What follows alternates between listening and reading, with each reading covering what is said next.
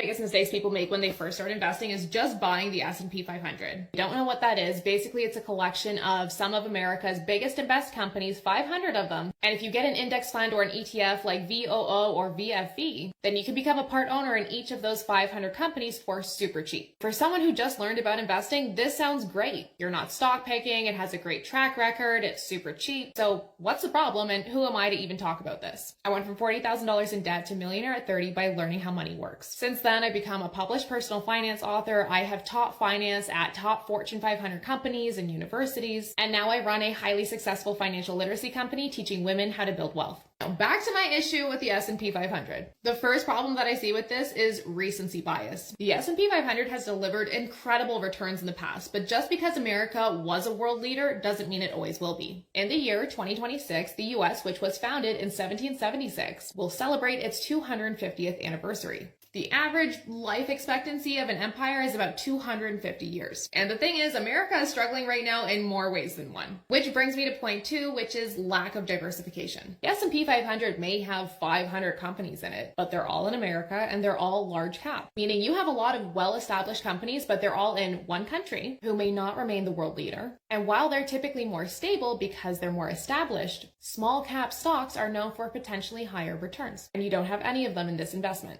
When I say small cap versus large cap, I'm referring to market capitalization, which is like saying if you wanted to buy the entire company at the current share price, how much would it cost? Small caps are less and large caps are more. Now, bringing this all together for point 3, when you invest only in one country, one company, one industry, one type of investment, you are missing out on the advantages of the others. Vanguard updated their report on what their projected returns are for different investment types across different markets. They are predicting international stocks to do better than US stocks. If this is correct, then by only investing in the US, you're missing out on making more money. Additionally, REITs are at super low prices right now due to the increases in interest rates that we've seen. And there's usually an inverse relationship between REIT prices and rates. So if rates drop, we could see REIT prices rise. That could be a potential to make a lot of money. Lastly, the S&P 500 has no bonds in it. And if you are getting closer to needing the money, you'd probably want some fixed income. So instead of VOO or VFV in Canada, I like VT or something similar in the US. And in Canada, I like something like VEQT or XEQT or XGRO. If you wanted additional real estate exposure, you could add a REIT ETF. If you needed some fixed income, you could do a bond total market index. If you want to keep learning about investing, we have a free investing masterclass on our website under freebies, or you can apply to work with me as your 7-figure mentor, link in bio.